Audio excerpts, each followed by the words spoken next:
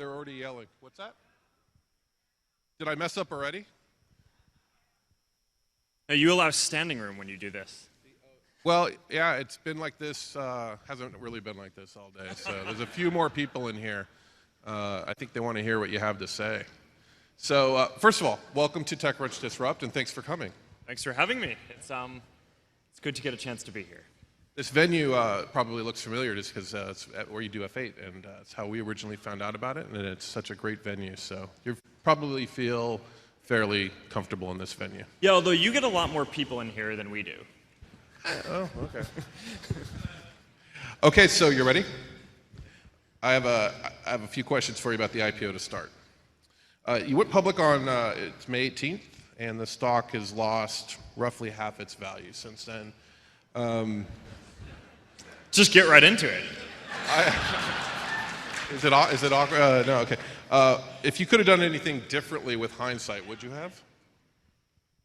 Well, I mean, the performance of the stock has obviously been disappointing, right? And we care about our shareholders, and the commitment that we made is that we're going to execute this mission of making the world more open and connected, and we're going to do the things that we think are going to build value over the long term.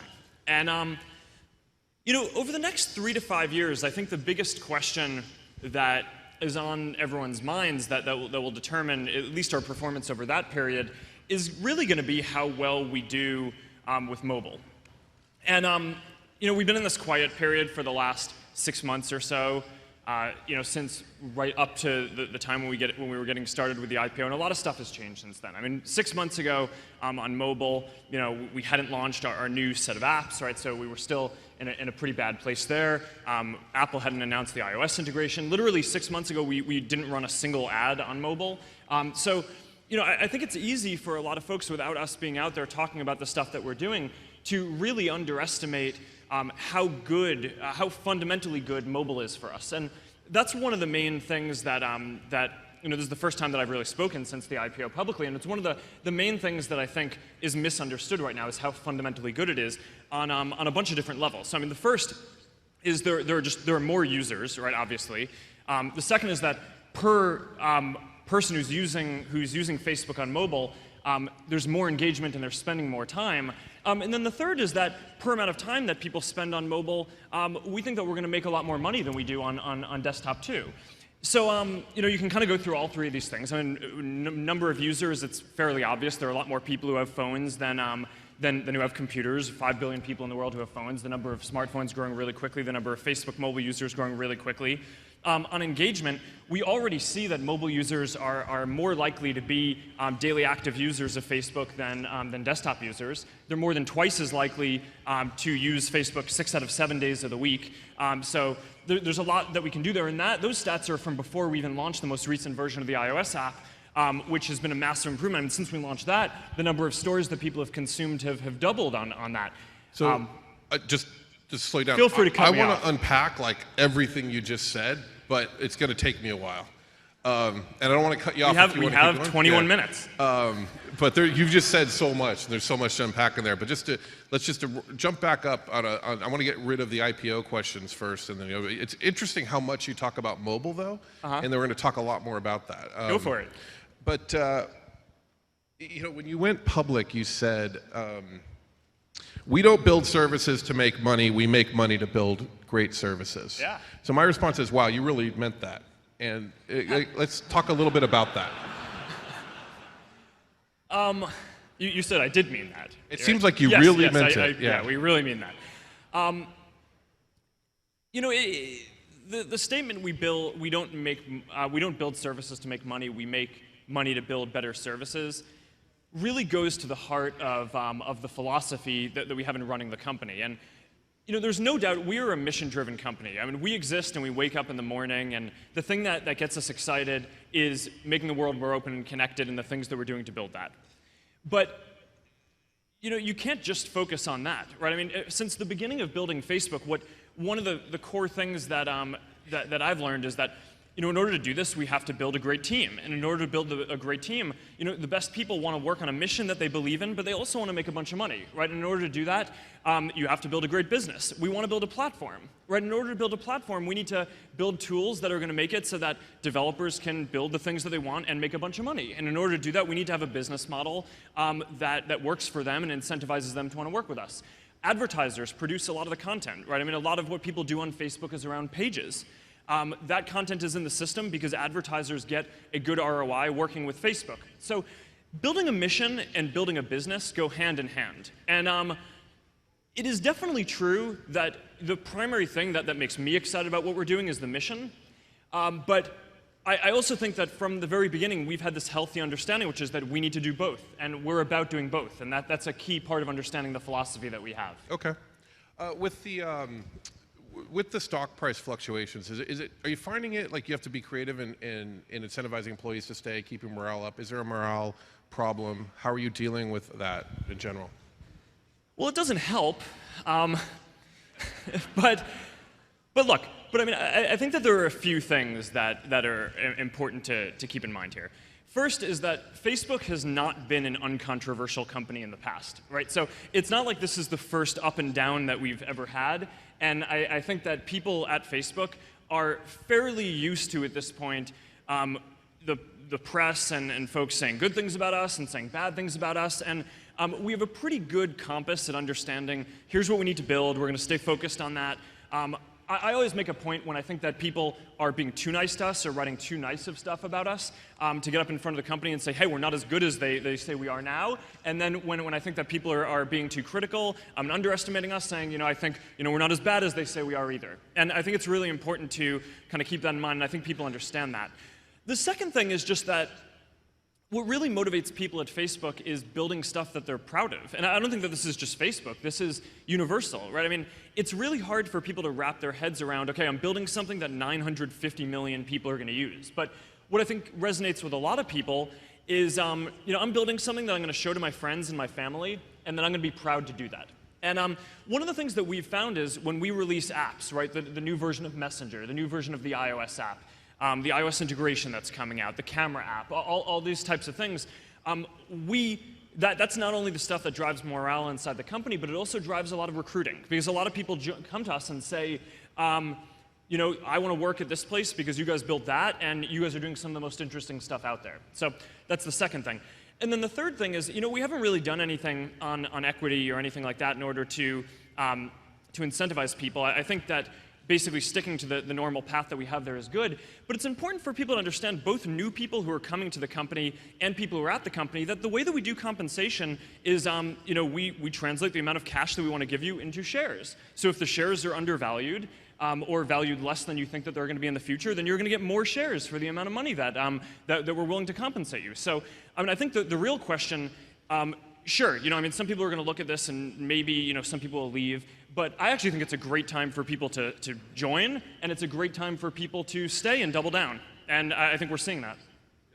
Can we talk product now? They liked that answer. So I want to talk about product. And I've been rough on the company, as others have, over mobile in the past. I've said it was the Achilles heel. I've said it was some of your mobile products are the worst products I've ever seen in my life. I've said, and we are very self-critical too. Is mobile a strength and an opportunity for Facebook, or is it your weakness? Well, it really gets back to what I was saying before. So mobile is, there are going to be more users. Each user is going to spend more time, and per amount of time that they spend, we're going to be making more money than we are on desktop. And it's pretty easy to paint the picture for all of those. So more users, pretty clear. There are a lot more people who have phones in the world. More engagement, I think that could have gone either way, but we're already seeing the stats that mobile users more engaged on a daily basis. Since we did the new version of the iOS app, which makes what we're doing competent, we've already seen double the amount of feed stories that people consumed per user on a daily basis. So we've shown that, in addition to already being ahead on mobile engagement compared to desktop, there are huge things that we can do that can move the needle on that. And then on monetization, I'm really optimistic because mobile is a lot closer to TV than desktop, where on desktop, we basically, for the past 5 or 6 years, we've had these right-hand column ads, right? So we've had this ads team that's worked largely in isolation to build this service that any product team at Facebook can use. You're building a product, you can put these ads on the side of your product, and it's been great. We've built a multi-billion-dollar business by doing that. But on mobile, that's clearly not going to be the answer, right? We're not going to have ads on a separate column. There's just no room. So the ads have to be more integrated. And what we're seeing now is each of the product teams at Facebook are taking ownership over that. We're seeing some great mobile monetization products get developed. They have to be fundamentally integrated into the product. And what we're seeing already, even with the early mobile ads that we have, is they perform better than the right-hand column ads on desktop. So I think we know that we're going to do well on that. There's a huge opportunity. Now the question is getting there.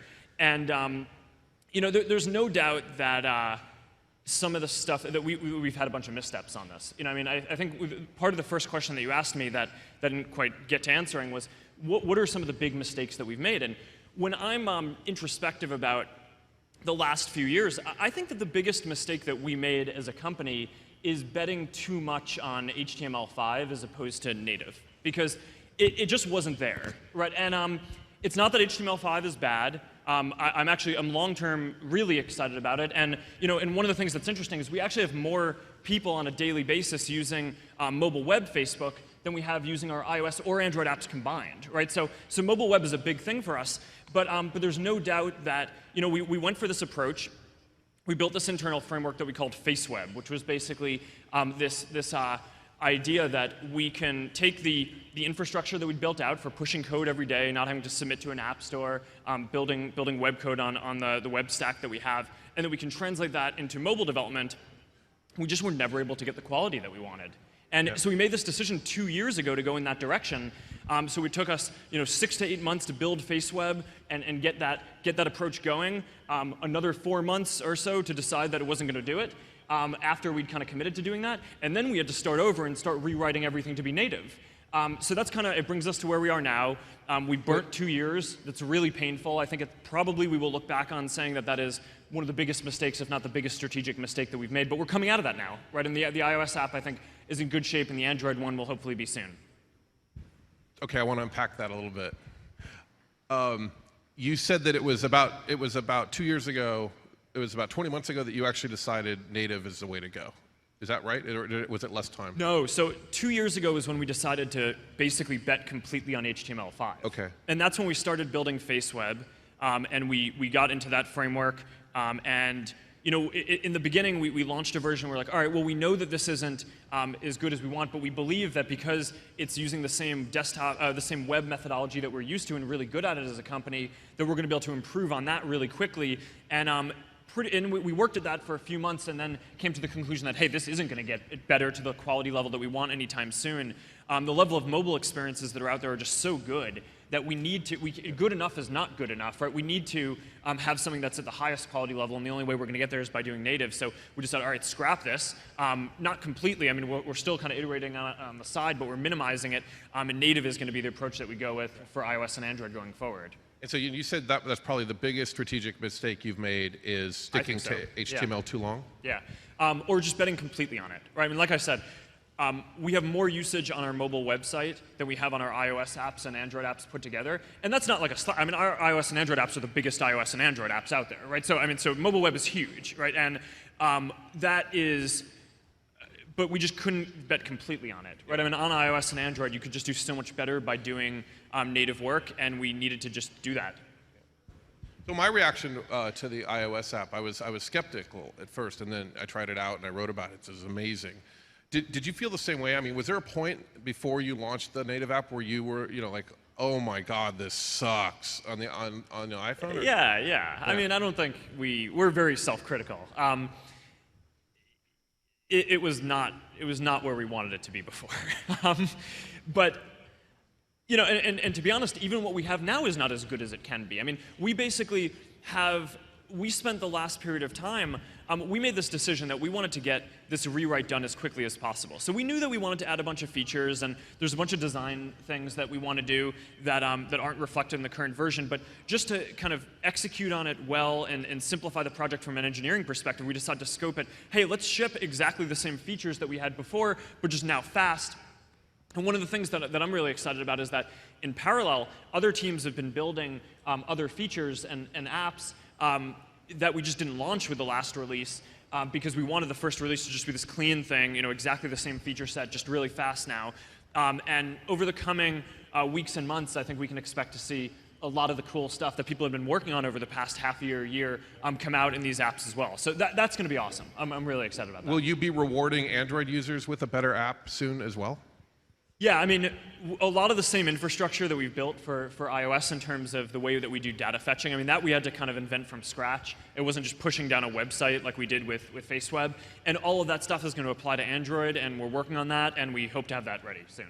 And soon, can you talk about specifically, or you're not? No? I mean, it'll be ready when it's ready. Okay. Yeah. Yeah. And not before. Yeah. And hopefully not before. I want to spend a minute. So you've retooled the entire way you build products internally. You had a separate mobile group. You had separate monetization groups. What's happened? How has that changed, and when? Well, one of the big things that we did was, so we used to be purely functionally organized, right? So the management team, we used to have one head of engineering, one head of product. And then we made this change around the end of last year where we set up these product groups, right? So, now there's a newsfeed and information distribution product group. There's an identity product group, a platform product group. And we basically put people in charge of these things. So before, the people running each of these big products for us were kind of scattered across the organization. Some were in the engineering team, some were in the product team. Now there's a person who owns each one of those. And I basically said, okay, in 2 years, we want to be world class at each of these things. So build your roadmap to get us there. And naturally, what a lot of the folks did was the first thing that they did was they took a step back and say, okay, well, I don't have the framework or infrastructure in place now that I'm going to need to get there in 2 years. So there was a lot of kind of rebuilding and retooling, as you say. So on the mobile side, that was rebuilding the native infrastructure, right, that we built out. And and then we have similar projects going on in a bunch of other areas, rethinking different areas of what we're doing. And because of the cycle where we started all that around the beginning of this year, that's why the first half of the year was a little bit slow on products. But for the next 6 months or 9 months, I expect that a lot more interesting stuff is going to come, and I'm really excited about that. But we've on the mobile side for retooling specifically, we did go from having this mobile core team before, where we have this graph that we track inside the company of mobile check-ins, right, of commits of code. And it went from at the beginning of the year, 90% of the mobile code being committed being from this mobile core team to now educating everyone across the company. So now 90% of the check-ins and commits are coming from all the different product groups decentralized, and only 10% of the kind of the product infrastructure is getting built by the mobile core team. But that's a much healthier balance, right? So we've transitioned, and now we are a mobile company, right? I mean, all the code that's being written is mobile. Do you still code? I know even recently you still occasionally would.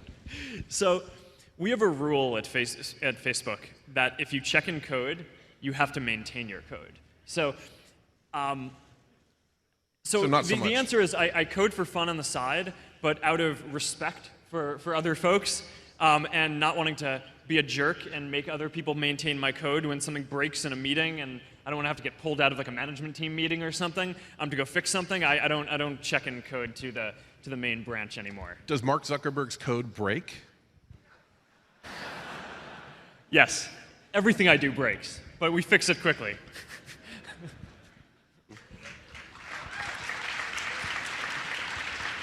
So you've closed the Instagram acquisition. Yeah, Can I'm you excited talk about it now?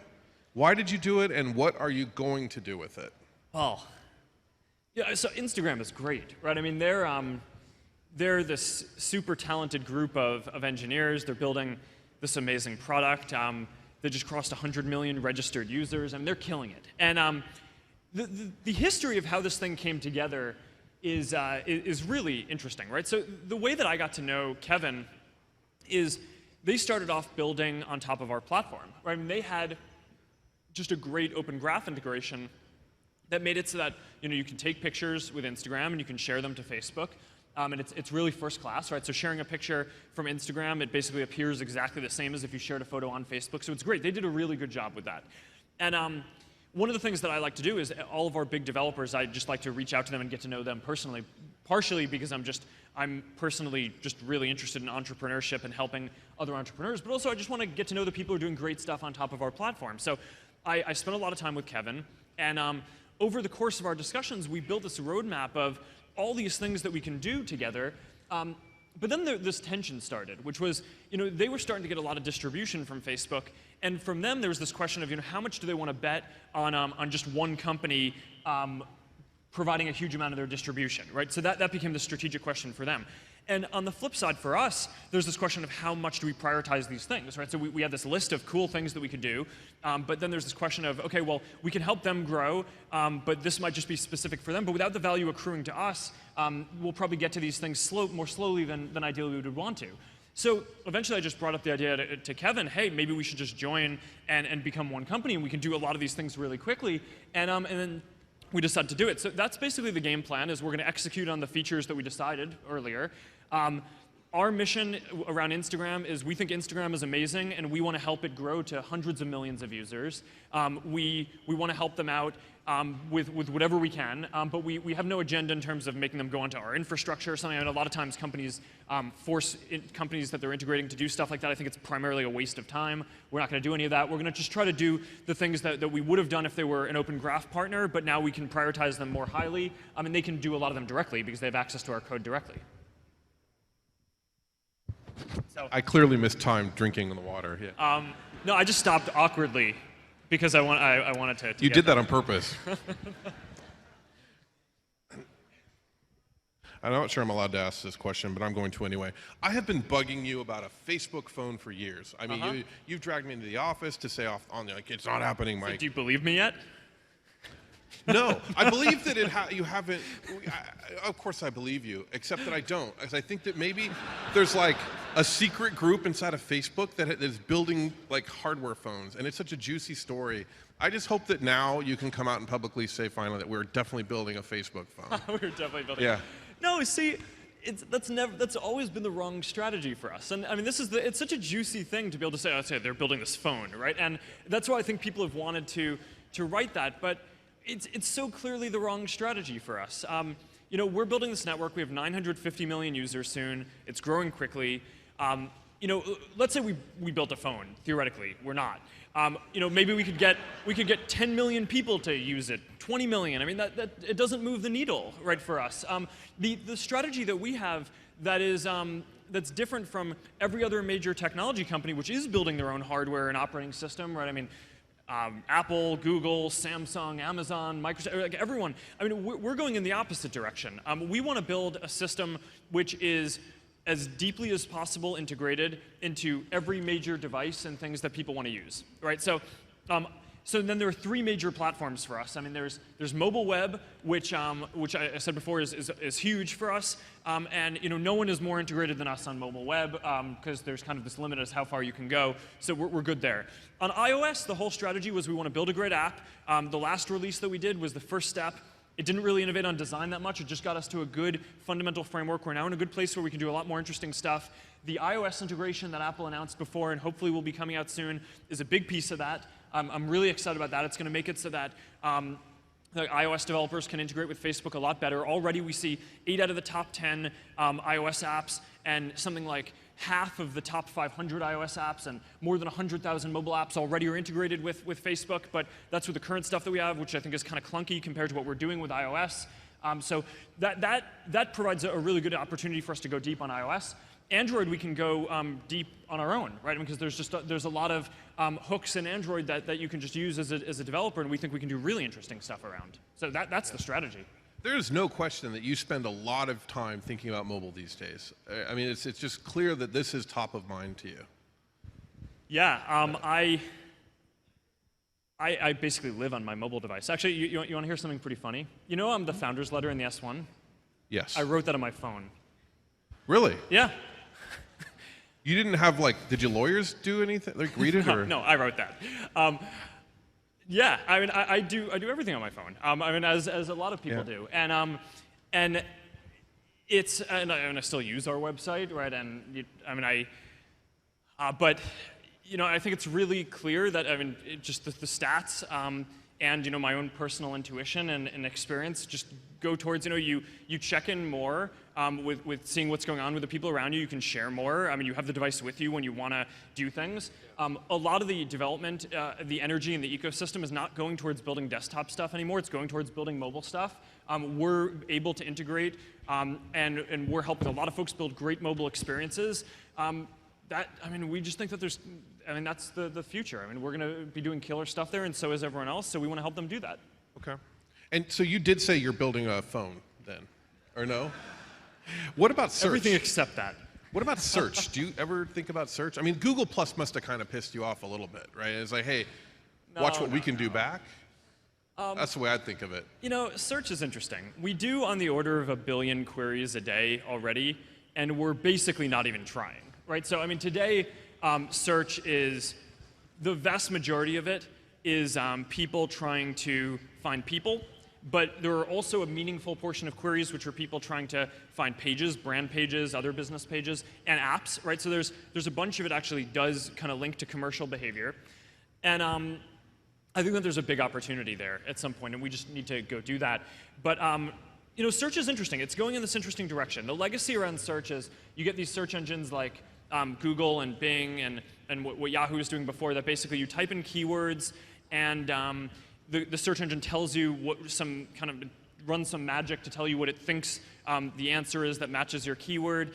But I think that search engines are really evolving towards giving you a set of answers, right? It's not just like, here, I'm going to type in something, show me some relevant stuff. It's, I have a specific question, answer this question for me. And when you think about it from that perspective, Facebook is pretty uniquely positioned to answer a lot of the questions that people have, right? So, what sushi restaurants have my friends gone to in New York in the past 6 months, and liked?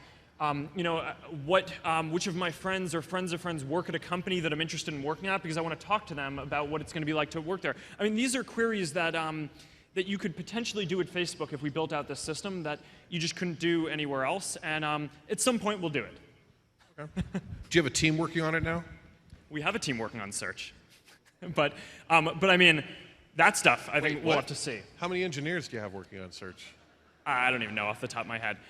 We are doing on the order of 1 billion queries a day. So when I said Amazing. We weren't trying, I was being facetious. There is an ongoing effort to make sure that people can find friends and look people up efficiently. But no, we're doing a lot of stuff. I don't have anything specific to announce, but I do think that that's one kind of obvious thing that would be interesting for us to do in the future if we got to a state where we were excited about it. What are other obvious things that you might want to do in the future? Facebook phone? No, see, the phone just doesn't make any sense. No, okay. There's a lot of stuff around platform that I'm really excited about. Well, let's talk about that for a second, since we're a little over time. But there's Zynga, right? Yeah. Not growing so much anymore. What else is going on there?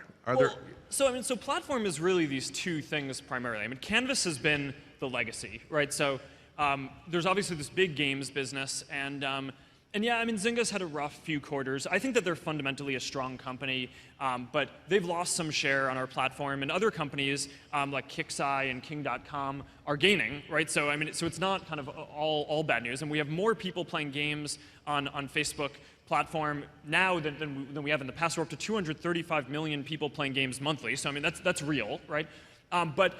So that's kind of Canvas. But the thing that I'm actually spending most of my time on now is Open Graph, right? And when you think about the what Facebook platform should be, it shouldn't be about people building apps inside of our environment. There's a bit of that on desktop, and I think that that's cool, and it's providing value. But I think the real value is about people being able to bring their information and their friends to apps, being able to bring context from what they're doing in those apps back to Facebook, helping apps spread themselves, helping give people more social context and all the things that they're doing. And you're starting to see a lot of really interesting stuff. Spotify is killing it. They were a good early example. Airbnb, I think, is doing a lot of really interesting stuff. And they're growing quickly. You see examples of things in fitness. Nike Plus is doing interesting stuff. Runkeeper. Just a lot of interesting things that are going on. And that's one of the areas that I'm personally really excited about. All developers want more distribution. One of the recent things that we did that's on the margin between platform and ads, I mean, this is an example of this kind of new way of thinking where we're integrating our monetization products into the product teams, is we launched this product recently, mobile app installs, not particularly creatively named, but clear. And what it basically allows you to do as a developer is you can list out the different market segments, right, just like any kind of targeting that you want, and you can say how much you're willing to pay for an install. And then you just embed the Facebook SDK into your app. We kind of figure out which apps that we should show. We have hundreds of millions of people who are using apps who we can put your apps in front of. We give social context, so here are your friends who are using these apps. It has great ROI for the initial partners. I don't think we've done a full public launch yet, but we've done a bunch of private testing, and it's working really well. So that's something that I'm excited about that I think almost every mobile developer can kind of get behind and be interested in. It's right on the intersection of the platform stuff that we're doing and a real good distribution tool that I think most developers are going to want to use. All right, last question. All right. This is a hard one. Are you still having fun? Yeah. I mean, for me, it's not really about fun, though. It's about mission. So, people ask, I mean, we go through these waves, right? And, there are times where everyone in the world thinks that what we're doing is awesome, and, usually they're too optimistic when they think that, and they're writing stuff like we're whatever. And then, there are times when people are super pessimistic, and, I personally, I mean, this is maybe a perverse thing personally, but I would rather be in this cycle where people underestimate us, because I just personally would rather be underestimated. I think it gives us good latitude to go out and take some big bets and do some things that really excite and amaze people. But are people underestimating Facebook right now, do you think? Are you in that cycle? I think a bunch of people are. It's hard for me to say overall. But over the long term, I think that there's a huge amount of interesting stuff that we're working on. There are all these long-term projects that I can't really get into right now, but that we are retooling to work on, and we're about halfway through that cycle. And I mean, that's the stuff that keeps me going. I just want to build good stuff. When we look back 10, 20 years from now, the legacy of this company should be that we've connected everyone in the world, and that everyone can share all the stuff that they want. And that's a lot, and that's a lot to get excited about, whether it's fun, exciting, whatever. I mean, some days are hard, some days kick ass, but I think everyone is amped for what we're doing. All right, well, on behalf of all of us, thanks very much for your time, Mark. Thanks.